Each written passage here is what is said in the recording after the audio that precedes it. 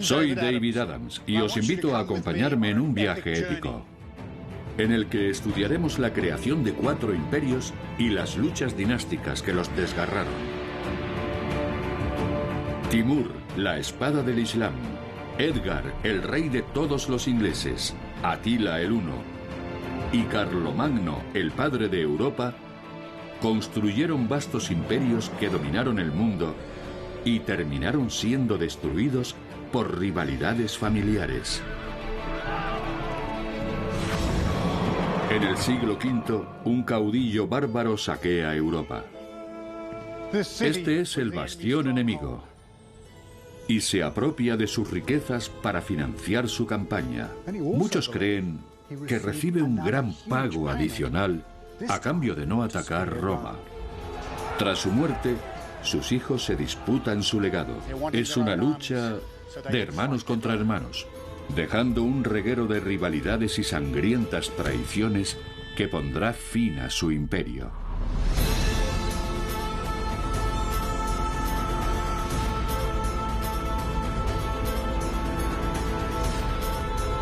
El fin del imperio.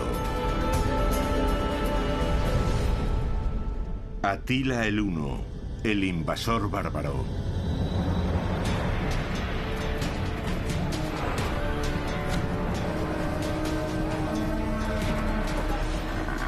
Hace más de 15 siglos, el hombre más temido de Europa reunió a su caballería, dispuesto a poner fin de una vez por todas al imperio reinante.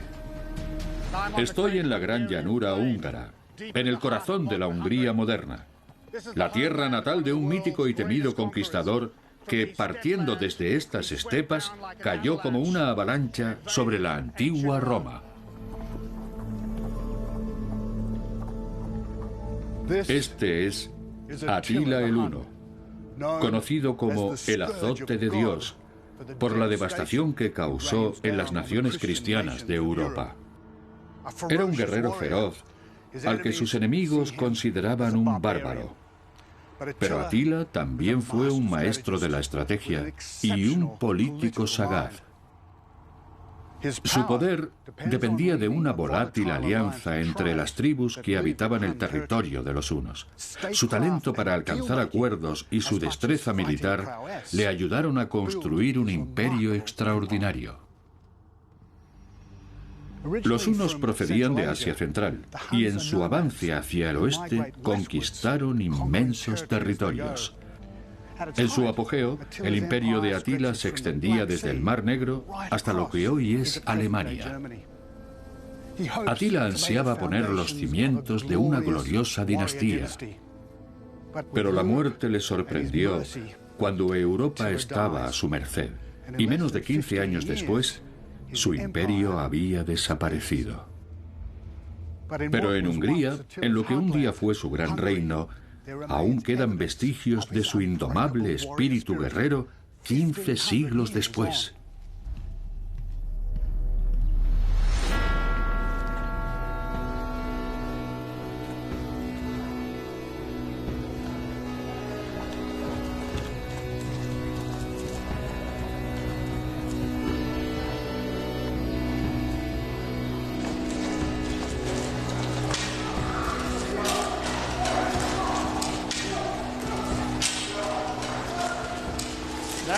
En la escuela de Lajos Kásai, en el sur de Hungría, aún sobrevive el mortífero arte del combate a caballo. Los hunos eran jinetes extraordinarios y los mejores arqueros ecuestres del mundo. ¿Cuál es vuestra conexión con Atila? Una nación termina muriendo si reniega de sus orígenes. Sus habitantes deben sentirse orgullosos de sus raíces, que en el caso de Hungría son muy profundas. Son tradiciones antiguas que nosotros queremos mantener.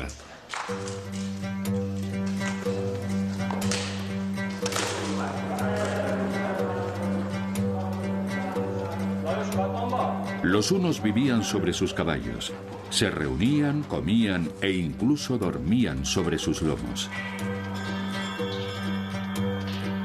Y eran guerreros ecuestres extraordinarios, capaces de fulminar con sus arcos a blancos situados a 200 metros, mientras maniobraban velozmente para superar a los ejércitos tradicionales que marchaban en formación.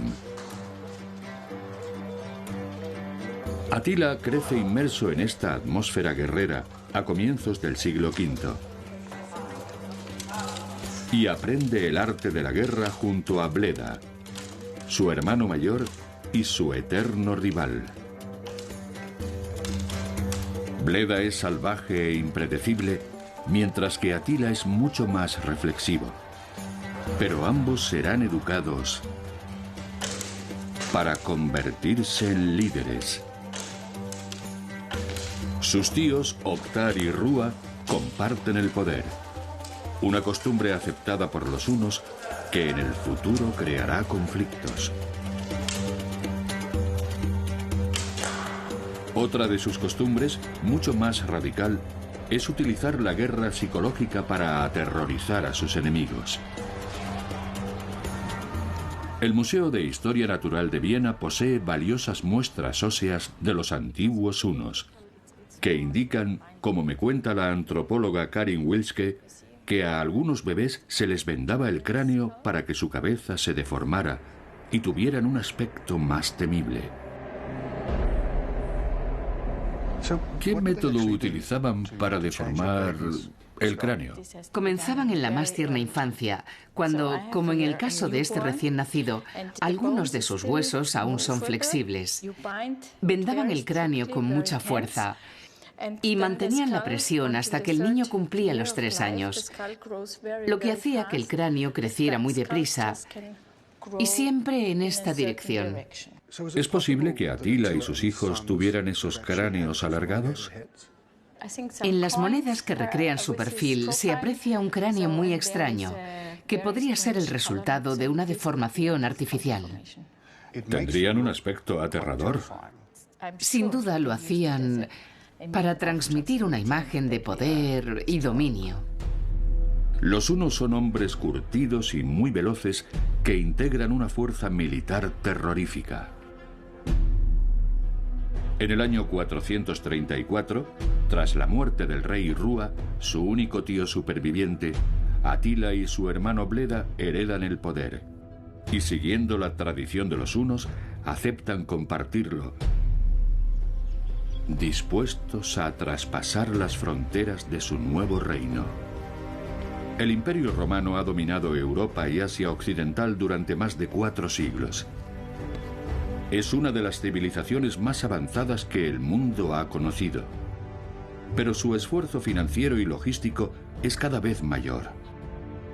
Y las instituciones que mantienen el orden, como el ejército y la administración, se han vuelto corruptas e ineficaces, dejando al imperio casi indefenso ante los impetuosos hunos. 2 siglos atrás, el Imperio Romano se dividió en 2, creando los imperios romanos de Occidente y Oriente. Y justo al norte de la frontera que delimita el Danubio, Atila fija sus ojos en el Imperio Oriental, o Imperio Bizantino.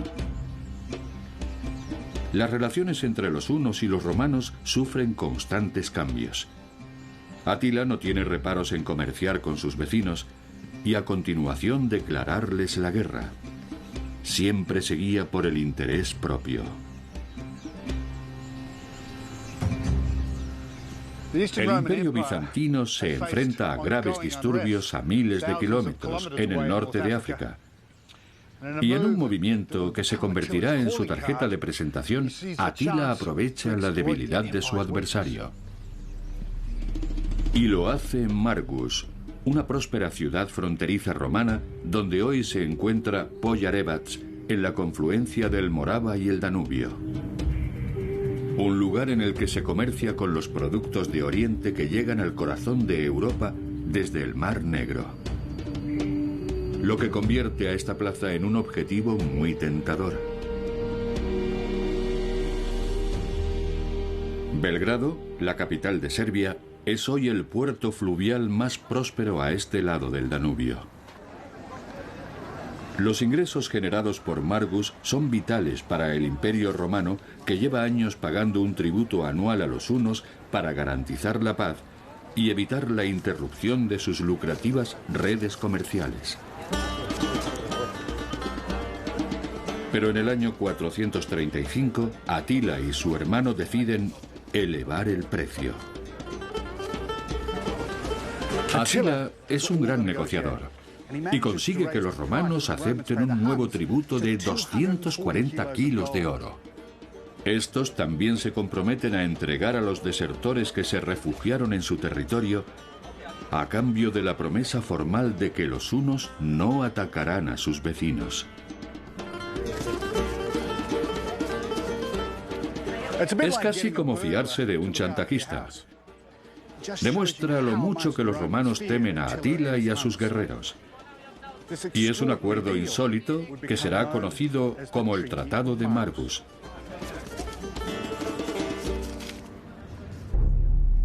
El tratado no muestra a Atila como un bárbaro primitivo, sino como un estratega astuto y un maestro capaz de sacar partido en las negociaciones más complicadas. Pero en el año 441, la frágil paz firmada 6 años antes se rompe en pedazos, cuando un inverosímil viaje en barca desata una guerra feroz entre hunos y romanos. Hola. Hola. ¿Cómo estás? Bien, muy bien. ¿Todo listo? Sí. El río es mucho más grande de lo que había imaginado. Jolly, un pescador local, me ha prestado su barca para que recree la supuesta travesía que los hunos denuncian un fatídico día y que dicen ha protagonizado un ministro del cristianismo, la religión del Imperio Romano. Pásalo bien. Gracias. El mencionado obispo es acusado de haber navegado hasta el territorio de los hunos con intenciones malévolas. Según cuenta la historia, el obispo de Margus cruza el río con la intención de saquear algunas tumbas en la otra orilla, pero no se conforma con las primeras que encuentra, sino que profana las sepulturas de la familia de Atila. Algo que desencadenará un terrible conflicto.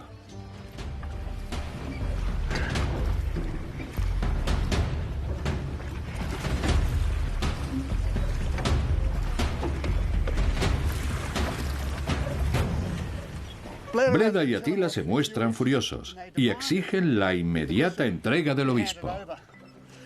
Pero el emperador se niega. Y de esta forma cae en la trampa tendida por el astuto Atila. Teodosio II ha retirado tropas de las zonas limítrofes para hacer frente a las revueltas en el norte de África. Atila sabe que la frontera que delimita el Danubio está desprotegida y que es vulnerable a un ataque. Y al blandir sus graves acusaciones, consigue la excusa que buscaba para empezar una nueva guerra. Los hermanos declaran nulo el Tratado de Margus y desatan el infierno en el río Danubio.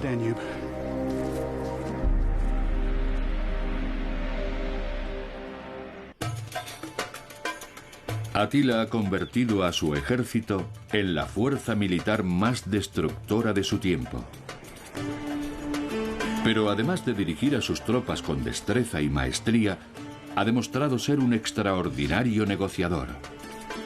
Consiguió duplicar el tributo pagado por los bizantinos a cambio de la paz. Y ahora, tras romper el tratado, ordena a sus guerreros atravesar el Danubio para atacar sus ciudades. Teodosio II piensa que los primeros enfrentamientos son solo escaramuzas fronterizas, pero pronto se convence de que esta gran ofensiva puede empujar a su imperio hacia el abismo de la desaparición.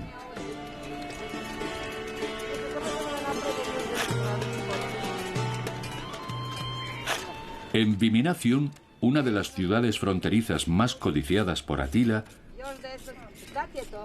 las excavaciones arqueológicas han descubierto un gran asentamiento fortificado.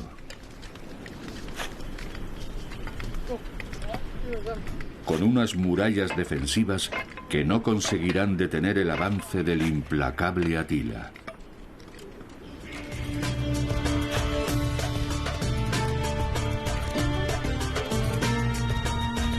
Al otro lado de estos muros, su ejército encuentra un mercado bullicioso, baños romanos e incluso un teatro. Hay muchas riquezas que saquear.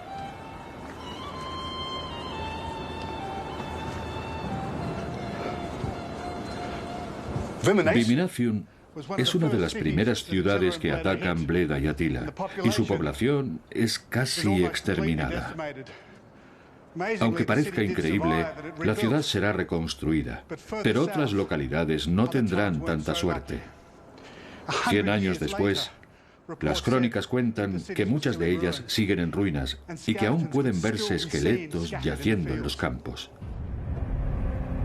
Los hunos arrasan toda la región, saquean más de 100 ciudades romanas y en su implacable avance destruyen cultivos, edificios y depósitos de agua para convertir en un infierno la vida de los supervivientes.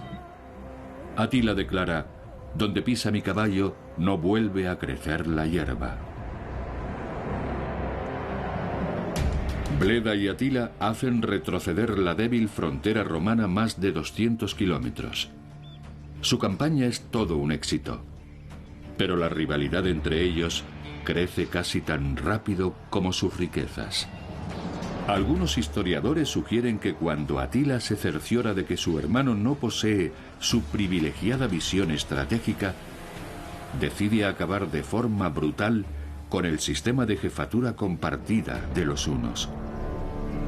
Atila quiere acabar con la tradición del gobierno bicéfalo, así que organiza un complot para que su hermano Bleda sea asesinado.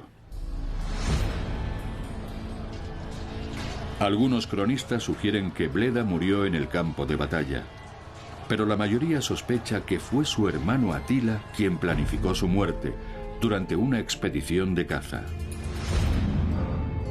El destino de los desventurados hijos de Bleda continúa siendo un misterio, lo que induce a pensar que Atila también los eliminó para despejar el camino a sus 3 herederos. Con la muerte de Bleda, los hijos de Atila ven aumentar sus posibilidades de heredar el imperio, pero es una batalla que apenas acaba de empezar. 3 hermanos competirán con ardor para suceder a su padre. Elac, el primogénito, ocupa una posición de privilegio. Incluso su nombre significa rey. Dengisik, más joven, es reservado y meticuloso, mientras que Ernak, el pequeño, es el preferido de Atila. A veces acompañan a su padre durante las campañas militares, lo que les brinda la oportunidad de incrementar y demostrar su destreza en el combate para que Atila decida cuál de ellos le sucederá. A su lado, los 3 hermanos aprenden en el campo de batalla a enfrentarse a un enemigo poderoso mientras prosiguen su avance por el Imperio bizantino.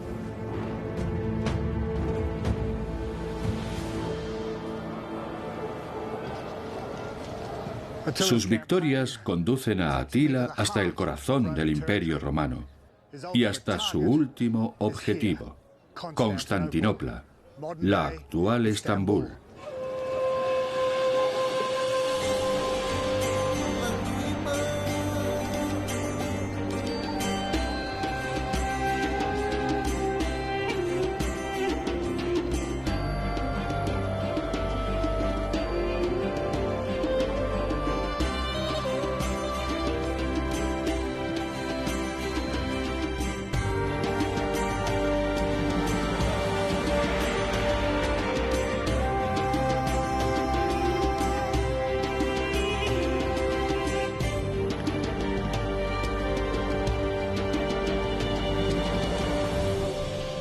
Constantinopla es el bastión de su enemigo, la capital del Imperio bizantino y el hogar de su máximo rival, el emperador Teodosio II, que ha ordenado construir una iglesia en este mismo lugar.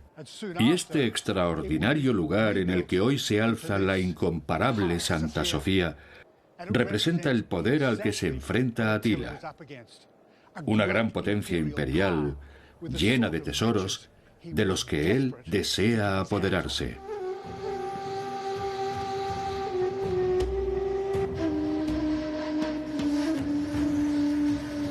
En el año 447, un fuerte terremoto sacude Constantinopla, dañando las murallas construidas por Teodosio para contener a los invasores bárbaros. Atila vence a los contingentes enviados a las afueras de la ciudad, pero su ejército ha perdido parte de su asombrosa movilidad, ya que su avance es ralentizado por los pesados equipos de asedio que transportan sus tropas. Y cuando por fin alcanza las murallas, descubre que éstas han sido reparadas.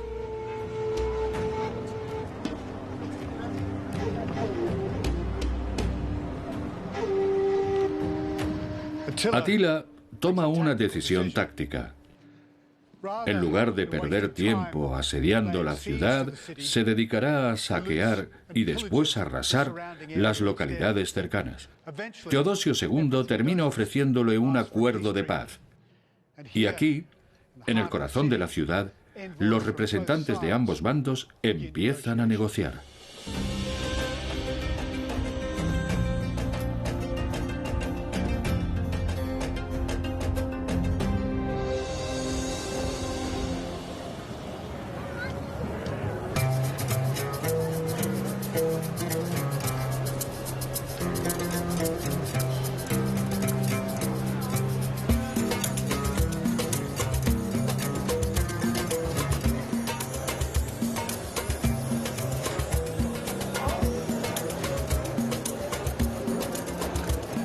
Una década antes, Atila consiguió que Roma le pagara un altísimo tributo a cambio de una tregua.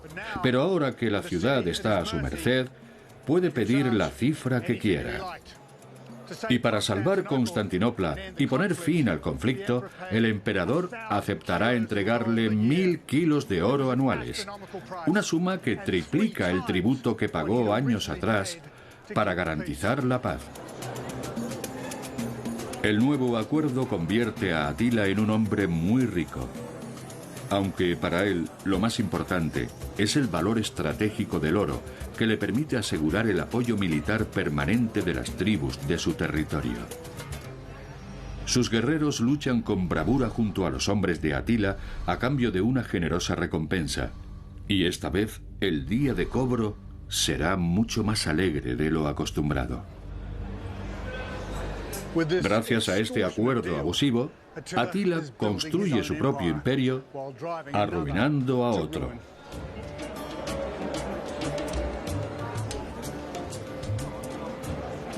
Viendo que los nobles de Constantinopla se ven forzados a empeñar incluso las joyas de sus esposas para pagar el tributo, Teodosio II llega a la conclusión de que tan terrible acuerdo significará el fin de la ciudad.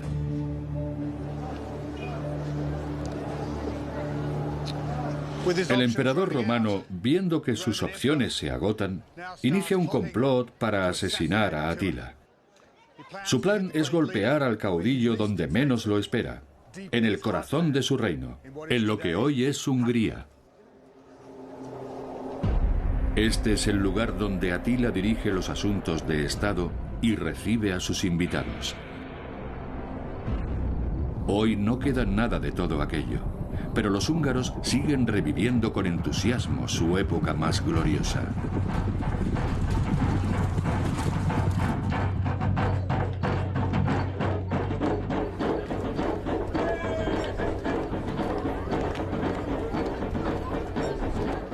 Cada pocos años, los descendientes de Atila y de los hunos se reúnen aquí. Vienen de Kazajistán y de toda Hungría para celebrar su extraordinaria cultura. En el año 449, Atila y su ejército regresan a la gran llanura húngara para disfrutar de un merecido descanso. y allí recibe la visita de un asesino enviado por los romanos que se oculta bajo el paraguas diplomático.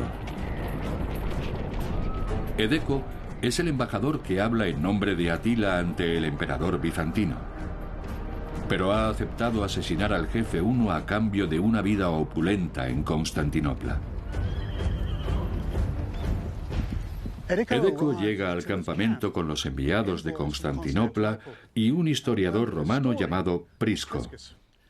Los hunos no dejarán ningún registro escrito, pero gracias a Prisco, hoy conocemos muchos detalles de la vida de Atila y del complot para asesinarlo. Pero Atila es un maestro de la intriga que volverá a vencer al emperador romano. El supuesto sicario es un agente doble que le mantuvo informado de los planes de Teodosio en todo momento. Un líder más impulsivo habría buscado venganza, pero Atila es todo un estratega. Sabe que el emperador romano seguirá pagando el tributo acordado si no recurre a la violencia. Así que trata a los enviados romanos como invitados de honor y les permite regresar. El historiador Prisco también describe el enrarecido ambiente familiar que se respira en la corte, donde todos ven el poco interés que muestra Atila por sus dos hijos mayores y su clara predilección por el más joven. Atila permaneció impasible, escribe el historiador, hasta que entró Ernak, su hijo pequeño, a quien miró con profundo afecto. Una profecía que ha calado muy hondo en los supersticiosos hunos parece explicar su descarado favoritismo. Un chamán ha vaticinado que cuando el imperio de Atila inicie su declive, será su hijo pequeño quien lo engrandezca y le devuelva su gloria. Pero Atila no va a esperar sentado a que la profecía se cumpla. Su espíritu conquistador sigue intacto y le guía hacia un nuevo objetivo: el Imperio Romano de Occidente. Los grandes imperios a menudo han caído a causa de las implacables luchas familiares. Pero el caudillo huno parece más preocupado por encontrar nuevos territorios que saquear que por la identidad de su futuro sucesor. En el año 450, Atila fija sus ojos en las riquezas del Imperio Romano de Occidente, con cuyo ejército colaboró años atrás para sojuzgar a algunas tribus rebeldes que desafiaban al emperador. El rey de los hunos piensa que, si ataca al Imperio Romano de Occidente, las tribus sometidas volverán a rebelarse contra los romanos y le dejarán vía libre para despojar a estos de sus riquezas. Así que atraviesa el sur de Alemania y el norte de Francia, provocando un auténtico seísmo en todo el continente.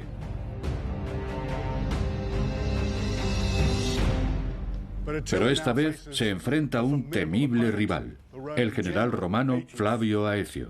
Roma lo ha enviado al frente de un ejército de 50.000 hombres para detener a Atila. Si fracasa, la Galia romana terminará cayendo. Y si eso ocurre, Roma se encontrará en grave peligro. Sus ejércitos se encuentran al sudeste de París, donde Atila descubre que su oponente también es un maestro de la diplomacia. Aecio ha creado su propia coalición con algunos de los pueblos amenazados por Atila, como los visigodos y los alanos, que viven en el interior de las fronteras romanas, y que en lugar de alzarse contra el imperio, como Atila esperaba, han sido convencidos por Aecio para que luchen junto a él contra los invasores hunos. Miles de jinetes se lanzan a la batalla, y tras luchar toda la noche, la alianza creada por Flavio Aecio se alza con la victoria. Atila parece aceptar su derrota y ordena construir una gran pira funeraria, pero aprovechando la indecisión de sus adversarios, escapa junto a muchos de sus hombres. Lamiéndose las heridas, regresa al corazón de Hungría. Es su primer revés militar, lo que impulsa a algunos a creer que tal vez este sea el fin de sus planes de conquista. Pero no será así.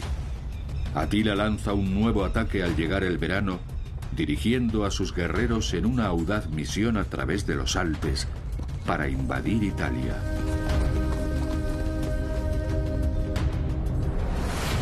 Siguiendo una ruta llena de peligros, Atila y su ejército consiguen llegar sin ser descubiertos hasta Aquilea, a orillas del Adriático.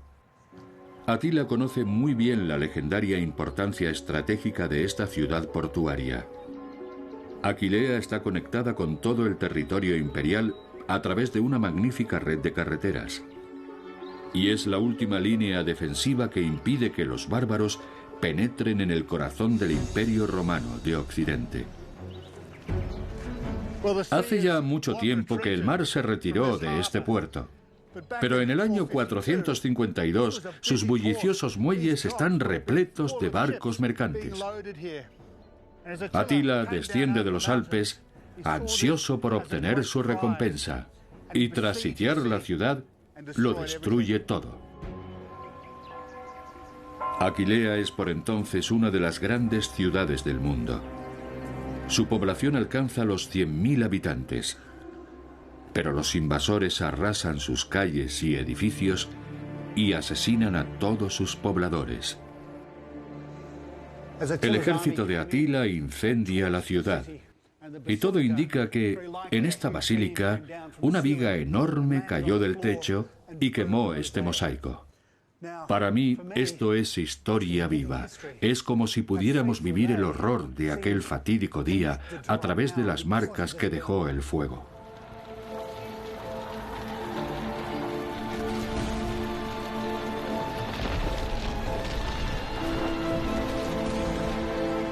Lo irónico de esta historia es que, al destruir Aquilea, Atila propicia la creación de una de las ciudades más bellas del mundo, Venecia.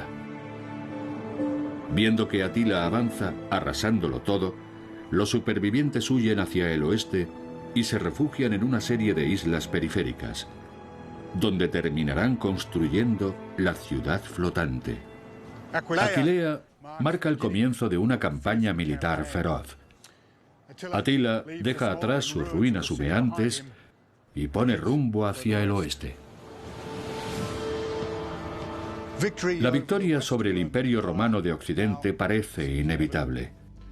Así que el emperador Valentiniano III huye de la capital, Rávena, y busca refugio tras las murallas de Roma. La misión de intentar detener a Atila recae una vez más sobre el general romano Aecio, que tan solo puede retrasar su avance.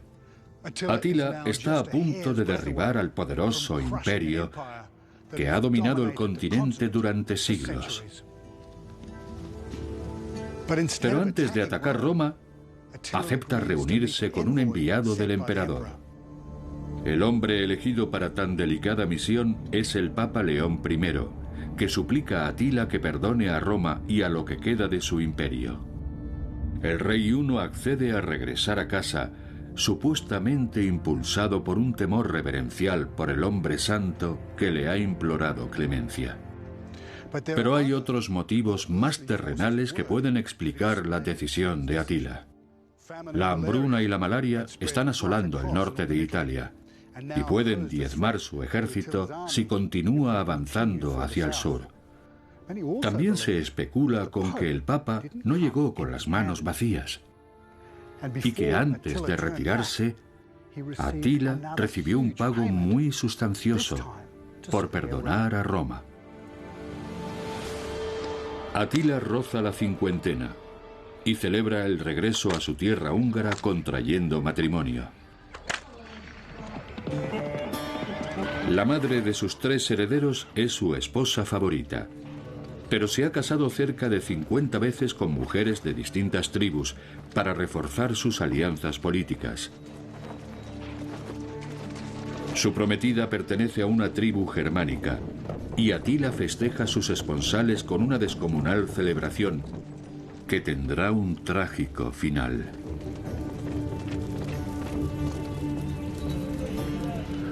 Atila se retira con su esposa, pero por la mañana su puerta permanece cerrada. los guardias irrumpen en sus aposentos y encuentran a su esposa, Íldico, recostada sobre su cadáver. Atila el Uno, el azote de Dios, ha muerto. Su cuerpo está cubierto de sangre, pero no presenta heridas visibles. Su repentino fallecimiento suscita muchas sospechas y algunas acusaciones de traición.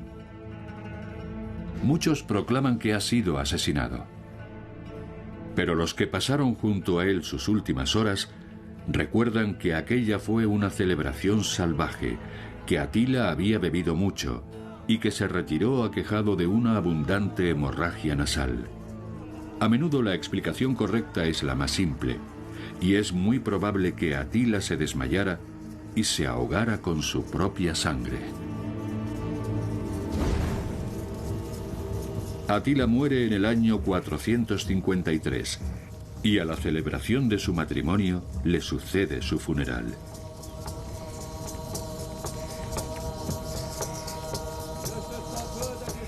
Tres ataúdes protegen su cuerpo, uno de oro y otro de plata, que simbolizan los tesoros saqueados, y un tercero de hierro que representa sus victorias militares.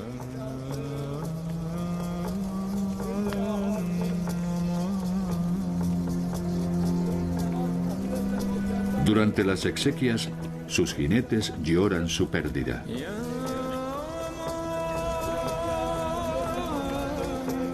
Antes incluso de que su cadáver se enfríe, comienza la batalla por la sucesión.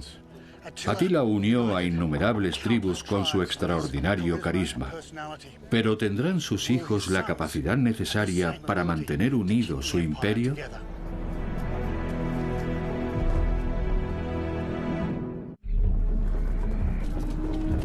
Muchos imperios se han desmoronado por culpa de las disputas familiares. Atila ha sido el gran conquistador del siglo V, un soldado brillante y un político habilidoso. Un líder que arrasó el norte de Italia y llevó al Imperio Romano al borde de su desaparición, y que tras regresar a su tierra natal, falleció de forma insólita durante su noche de bodas. Los hunos surgieron de la oscuridad y se convirtieron en la fuerza más temible de Europa y del cercano Oriente. ¿Pero quién los guiará tras la muerte de Atila? Casi una década antes, Atila puso fin a la tradición de su pueblo al asesinar a su hermano Bleda para convertirse en el único rey, y al hacerlo, quebró el código que regulaba la sucesión al trono. Tres de sus hijos disputan un reñido combate por heredar su imperio, y no habrá forma de que resuelvan sus diferencias. El antropólogo András Viro piensa que Atila, pese a ser un magnífico estratega, cometió un grave error táctico al no proclamar de forma irrevocable el nombre de su sucesor. Atila es un diplomático sagaz y habilidoso y un extraordinario líder militar, pero se equivoca al no prever que puede sufrir una muerte repentina y al no designar de forma muy clara cuál de sus hijos debe sucederle, lo que crea una gran confusión, un enorme desconcierto que sus enemigos y rivales intentarán aprovechar. Su primogénito, Elac, toma el control, desatando una agria disputa con Dengisik y con Ernak, el hijo favorito de Atila. El imperio empieza a resquebrajarse. Los hermanos de Elac se quejan de que éste reine en solitario e intentan formar sus propios ejércitos para intentar derrocarle. Sus disputas desestabilizan la frágil alianza que Atila administró con tanto cuidado y que le permitió construir un imperio que depende del apoyo de las tribus que lo habitan. Un apoyo que sus tres irritados hijos están a punto de perder. Ardarico pertenece a una tribu germana y fue uno de los caudillos más leales a Atila, pero no confía en sus hijos y decide liberar a su pueblo del yugo de los hunos. Otras tribus afines se unen a la rebelión. Un año después de la muerte de su padre, Elac se enfrenta a los rebeldes en la batalla de Nedao. Un historiador del siglo VI describirá así la contienda: como un cuerpo con la cabeza cercenada, sus miembros dejaron de sentir compasión por el sufrimiento de los suyos y se volvieron unos contra otros. El hijo mayor de Atila sufre una humillante derrota a manos de Ardarico, el hombre que en el pasado luchó junto a su padre.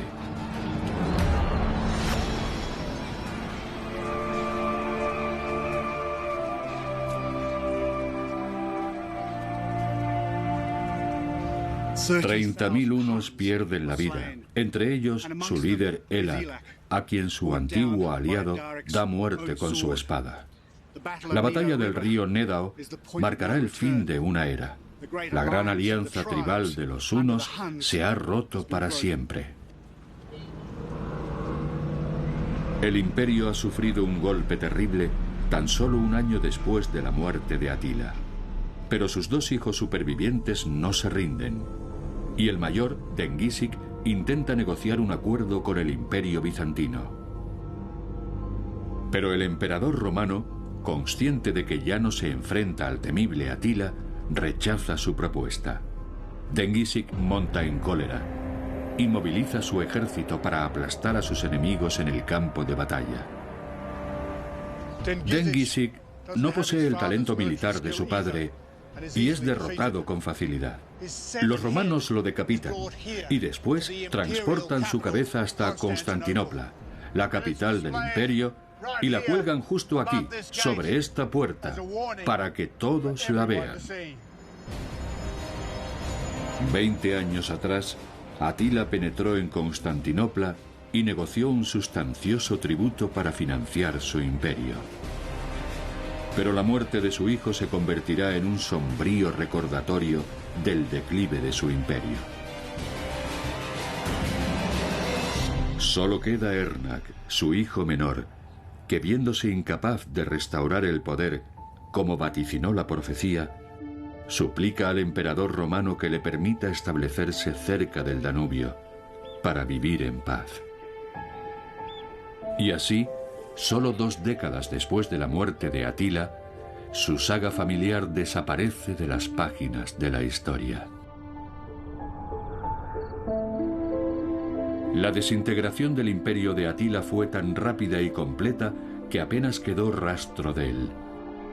Nadie sabe dónde estuvo su capital, ni dónde fue enterrado su gran líder. Algunos cronistas cuentan que muy lejos de la frontera imperial romana, sus guerreros desviaron un río para que descansara en su lecho y que después devolvieron las aguas a su cauce natural.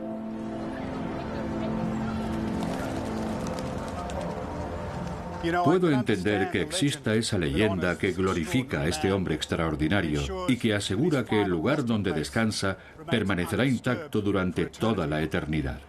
Hoy, en el Danubio, su espíritu sigue presente. El folclore sigue enalteciendo su figura, recordando que fueron sus hijos los que dilapidaron su legado.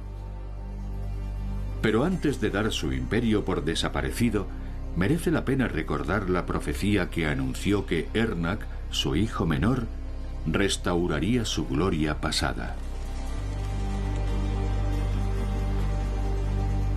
La Plaza de los Héroes de Budapest conmemora la fundación de Hungría en el año 896 y rinde homenaje a su gran príncipe Árpád. Casi todos los húngaros proclaman que, al conquistar esta tierra, Árpád solo estaba reclamando su reino, fundado 450 años antes por los hunos.